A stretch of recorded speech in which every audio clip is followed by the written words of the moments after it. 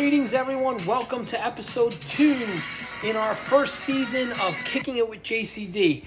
I am your host, John JCD DiMaselli, and we are coming to you as part of the PWP Nation Network. And as far as PWP Nation goes, you can check us out on Twitter at pwpnation.com. You can check out facebook.com/pwpnation. You could also check out pwpnation.com for so many great articles, editorials, some great shows, interviews, and so much more. We've been going for 8 years, and we don't plan on stopping. As far as I go, you could check me, John JCD DiMaselli, out on Twitter at NYC1219. You could check out the show, Kicking It Classic with JCD, on Twitter at KITCWJCD. You could also check out our email, kickingitclassicwithjcd at yahoo.com.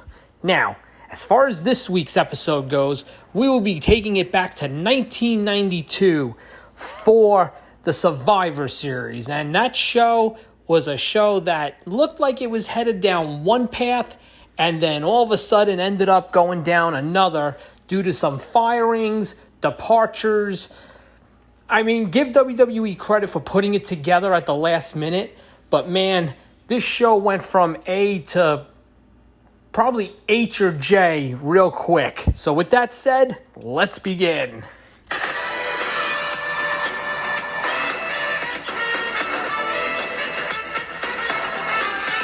It's the 1992 Survivor Series. Join me, Team Captain John JCD DiMaselli, as we look at the show and examine all the drama that happened pretty much within 2 weeks to go. It's the Survivor Series. So the event itself took place on November 25th, 1992 at the Richfield Coliseum in Ohio.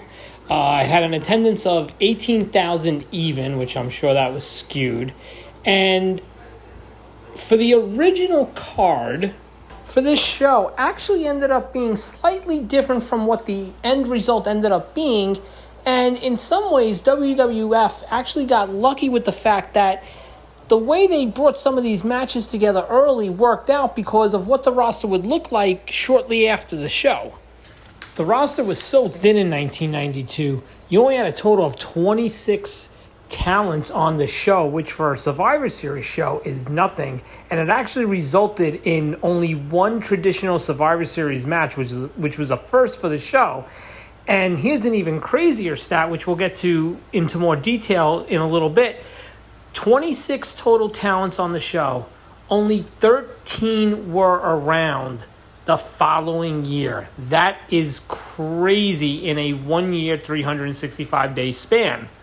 Before we get to even what the card was originally versus what the card ended up being and the results, the show actually is known for 4 firsts. The first one being the first Survivor Series time in its 6-year history at the time to only have one traditional Survivor Series match. It was a 4-on-4 match. It is the first pay-per-view under the WWF banner to actually have a casket match, as well as the first pay-per-view to end in a submission. And here's the even crazier stat. It is the first pay-per-view up to that moment that does not have any combination of Hulk Hogan, Roddy Piper, or the Ultimate Warrior. And at that time, where the company was, that is just unfathomable to think of. And, you would think that would spell disaster for the company, but it turned out, if anyone wants to really say when did the new generation begin, it was probably with this show officially because of who was and who was not there. Now, as far as what the card originally was advertised versus what it ended up being, 95% of it stayed the same. So with that said, here's what we had advertised heading into the show. You had the Head Shrinkers would end up facing High Energy. You'd have the Big Boss Man facing Nails in a Nightstick on a Pole match. You'd have Tatanka facing Rick the Mono Martel. You'd have Yokozuna facing Virgil. you'd have the casket match featuring The Undertaker and Kamala, your traditional Survivor Series match, which would have the Nasty Boys and the Natural Disasters facing Money Inc. and the Beverly Brothers. You then had the WWF title match of Bret Hart facing Shawn Michaels. And then where your changes come on the card is you did have the British Bulldog advertised to defend the Intercontinental Championship against the Mountie. And then, of course, you had the advertised and long built-up main event of Randy Savage and the Ultimate Warrior taking on Ric Flair and Razor Ramon.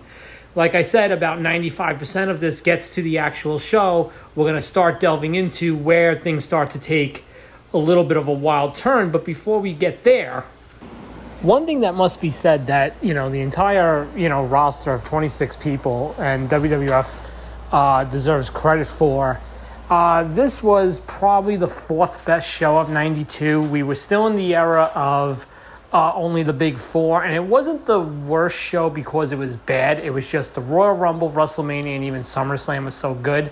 And another thing that this show deserves credit for is Ric Flair was injured and out of action for like a month.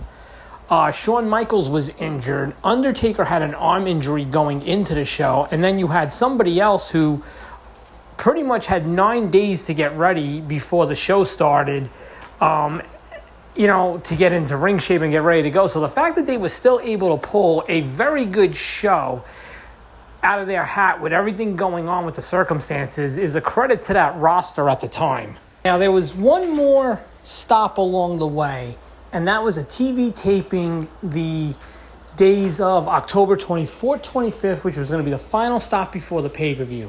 Superstars, Challenge, Primetime Wrestling, even a main event special was all going to be taped on this show at these tapings, and, everyone thought it was just going to be a normal walkthrough, just go through the motions, get through the final set of tapings leading into the pay-per-view, but boy, was that not the case, because it was during these tapings where everything and anything that could have happened had started to happen.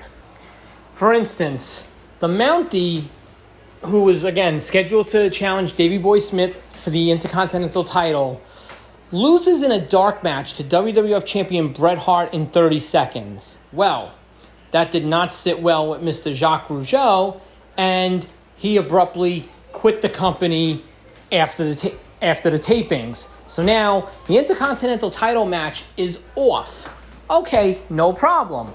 We can book the British Bulldog against Shawn Michaels, and we'll have Shawn Michaels win the Intercontinental title, and, we'll deal with Davey Boy Smith after, and we could revisit that feud after Survivor Series.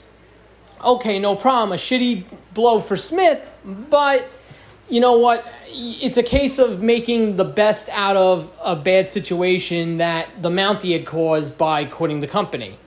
So the Mountie quits, the IC title match is off, Davey Boy Smith's not on the card. Okay, no problem, or so we thought. About 2 weeks before the show, word comes out that both the British Bulldog and the Ultimate Warrior received some type of growth hormone from a company in England. Well, with the steroid trial looming and Vince trying to quietly, low-key, get rid of the stigma of the big guy from the Hogan era, the Bulldog is fired. So there goes any worry with your IC title match. It's actually, thank God, that they switched the title to Michaels to begin with. And the biggest shoe to fall would be the fact that the Ultimate Warrior would be fired because of this. And now this is where the big hole is and the scrambling begins. Now, while everybody has always felt that the Warrior was fired because of the steroids, there are some people that actually think Warrior was fired because it had to do with he was only going to be suspended for the steroids but still needed to show up for house shows, and he refused. I've always been of the belief it had to do with the steroids, not the house show stuff. But just to be fair and for the sake of everything being out there, that has been reported over the years. But as far as everyone knows, the story is that Warrior was fired due to receiving the growth hormone from the company from England. So now, The who, the what, the why doesn't matter. Here we are. I want to say we're at the point of like 12 days away because it didn't happen. You got to remember, Survivor Series 92 happened on a Wednesday. So this all came down, I want to say Thursday, Friday. The weekend shows were already taped, so they had the Warrior in the promos. And then Primetime Wrestling was coming up on Monday. But before you get there, you've got to come up with your plan, obviously. And the problem is, what is your plan? You had no options on the table. Everybody, for the most part, was locked into a major feud and story for that show, which for the most part, and we'll get to that when we get to the results, even though we discussed it earlier with the match card that was laid out, everybody was in something that mattered. Nobody was really missing from the show. So what were you going to do? Were you going to call Hulk Hogan and see if he'll come back? That wasn't happening. So what do? Well, somehow, some way, and there were always rumblings that this would be the end game, that Hennig and Ric Flair would end up facing each other.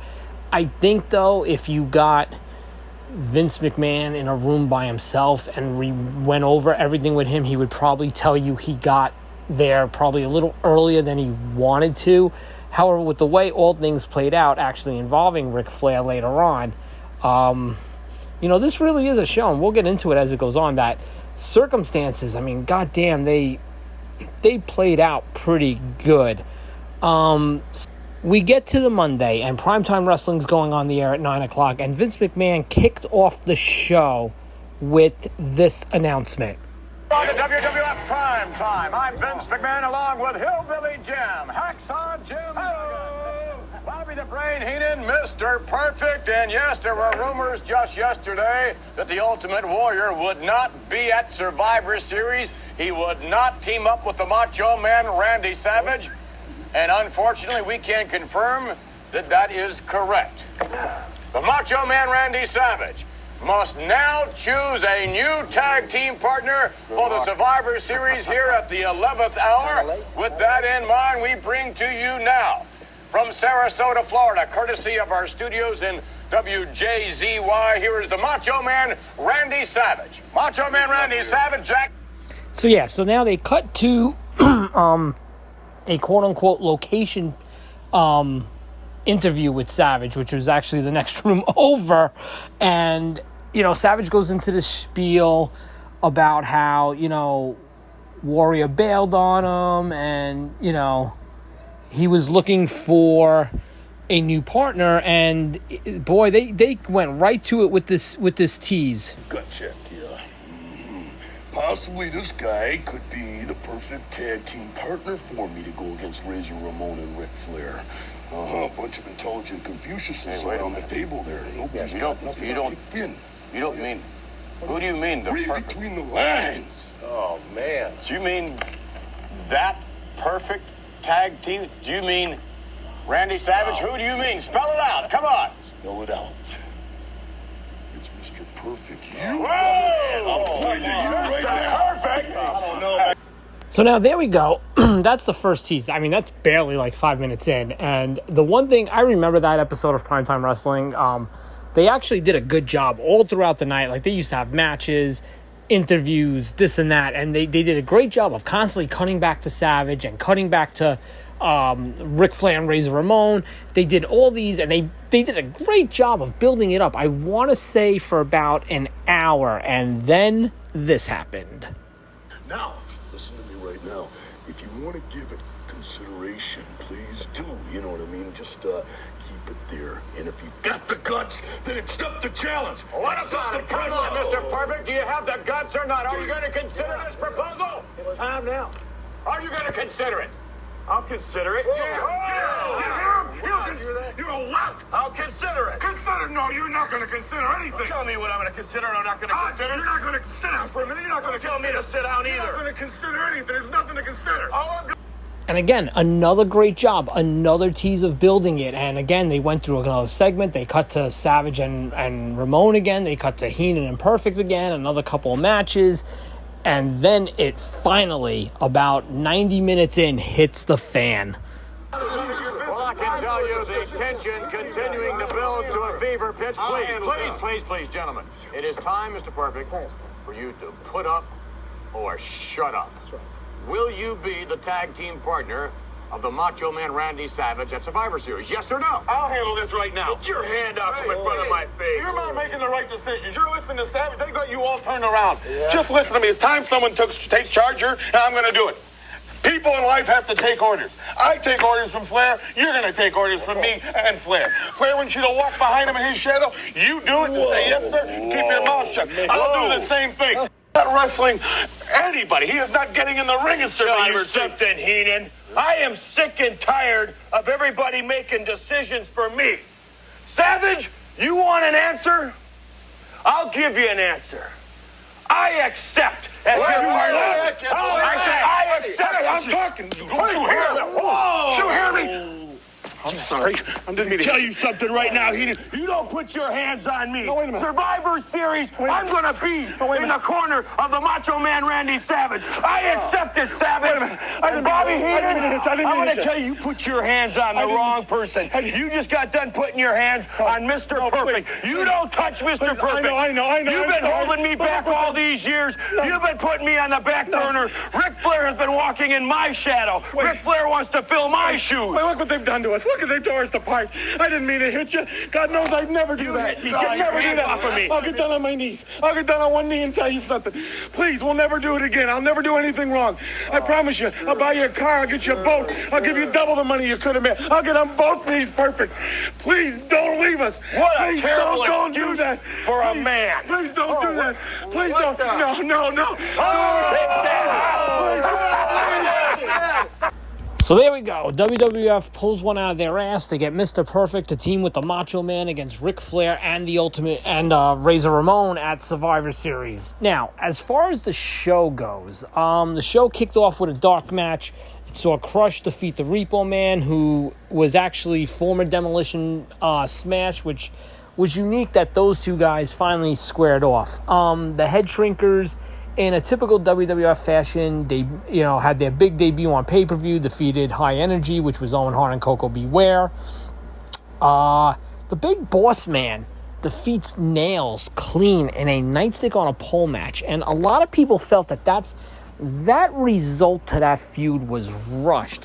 But man, did they end up making the right decision here, because Nails would end up being let go from the company right after. There was talk that he was supposed to be placed in a feud with the Ultimate Warrior. There was also talk that there was an issue with money from SummerSlam. And, the urban myth has it that he actually went into Vince McMahon's office and pretty much assaulted Vince for all intents and purposes, and he was let go. So thank God they actually didn't book Nails to go over in that match, with the thought that they would move the feud along for a later date, because they would have been stuck. Boss Man's another guy who pretty much fell into obscurity after this. He actually jobbed out pretty easily and clean to Bam Bam Bigelow at the 93 Royal Rumble. The next match on the card was Tatanka against Rick Martel. This match was based on the fact that Rick Martel stole the eagle feathers of Tatanka, and Tatanka wanted him back. This was another good win to build up Tatanka as a legit threat. He was undefeated. They were building that. He was getting a good push heading into, I believe he faced Shawn Michaels at WrestleMania. Yes, he did face Shawn Michaels at WrestleMania for the Intercontinental title. That was part of building him up. The next match is the aforementioned tag match that was supposed to main event the show, and you could tell they didn't really have a plan as far to book it. Ric Flair and Razor Ramon take on Randy Savage and Mr. Perfect. It ends with Macho Man and Mr. Perfect getting a DQ win after Razor and Flair keep attacking Savage. It was just a really lame finish. I give Hennig a boatload of credit for being able to get in shape. I mean, literally, they pulled it together within I know the Primetime Wrestling was 9 days before the show, but realistically, they probably pulled it together within 11 days. Hennig looked good.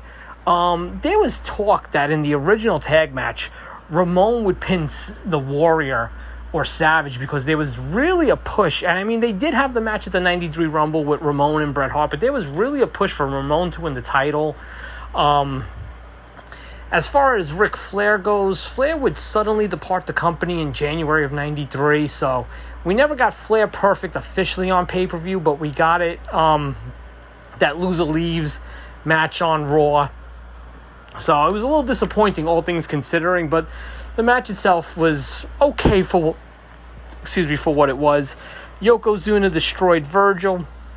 In the only traditional Survivor Series match on the show, the Nasty Boys and the Natural Disasters defeated Money Incorporated and the Beverly Brothers. The Nasty Boys were the sole survivors. They were being groomed for a tag title shot.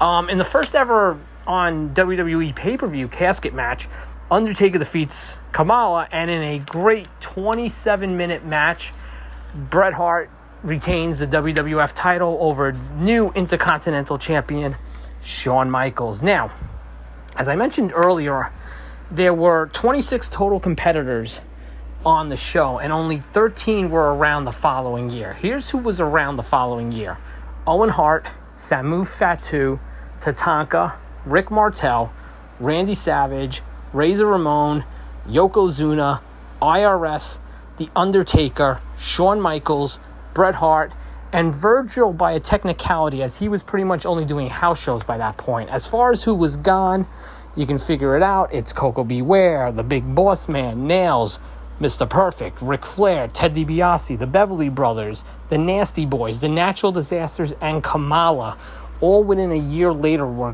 gone. So now, as far as the show itself was fine. Again, it fell victim to the fact that the other three shows in 92 were just off the charts good. One of them has to be the worst one, and unfortunately for this show, this was it.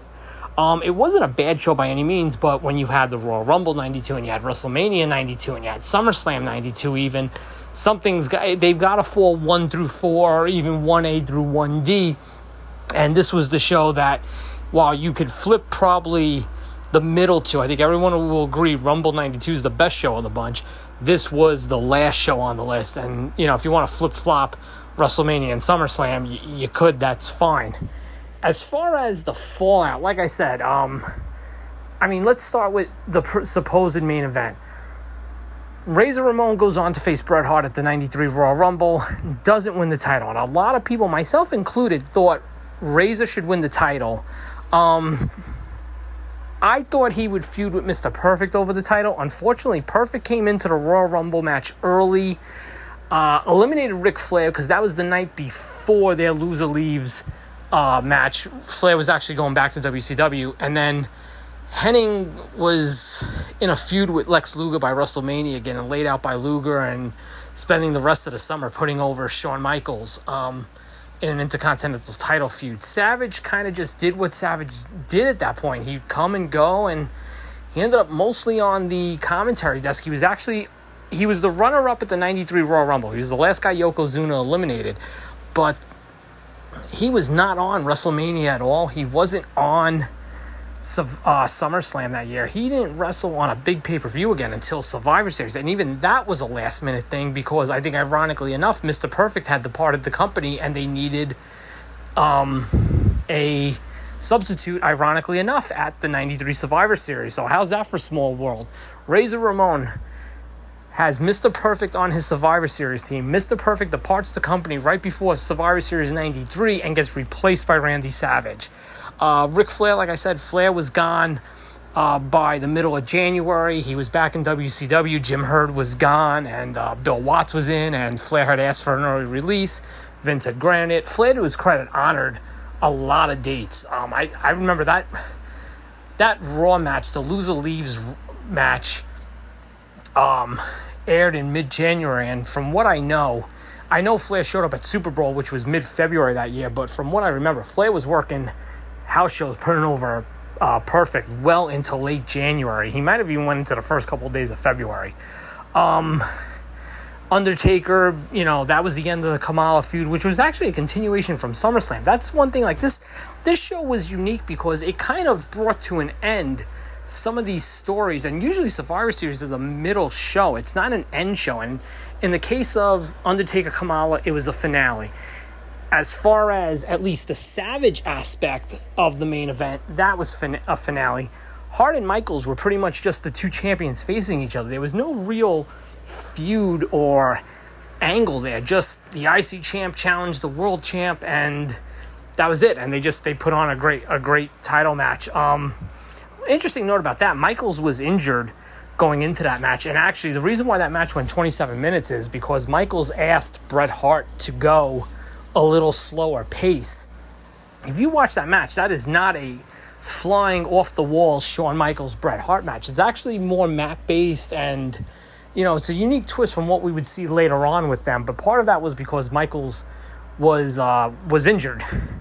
So and then Tatanka would go on. He'd face Shawn Michaels for the IC title. Rick Martel, I think, was not really doing much after that. Although he did, actually, to his credit, Martel, after a little bit of a break, came back strong. I remember he was in the finals of the IC title tournament with Razor Ramon that year in the fall. It was a show that what it was. It had its ups, it had its downs. But again, it makes you wonder if Ultimate Warrior had stayed. The British Bulldog wasn't really a factor, but maybe Bulldog could have factored into replacing the Warrior in that match. That would have been something to see. So, it's another show. It's another one in the books. And again, it's one of those ones that started off as A and ended up as H. Now, as far as the next episode of Kicking a Classic with JCD goes, you want to talk about a show that goes from A... I don't even know where this show goes, but our next show will feature one of the most rebooked cluster effed shows of all time, and that is WCW Sold Out 2000. Not just the show that the way it goes, that wasn't even the second version of that card. That was more of like that was probably like the 8th version of it. And that, you want to talk about something that's got a story behind it, that show does. So for Kicking It Classic with JCD, I am your host, John JC DiMazzelli. Thanks for listening, and we'll see you next week.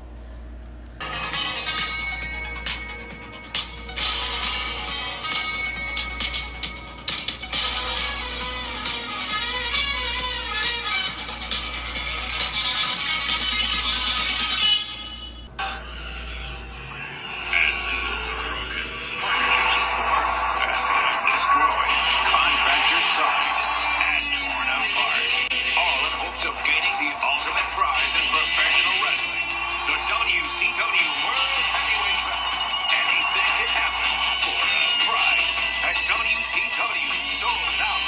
Sunday, January 16th, live and only on pay-per-view.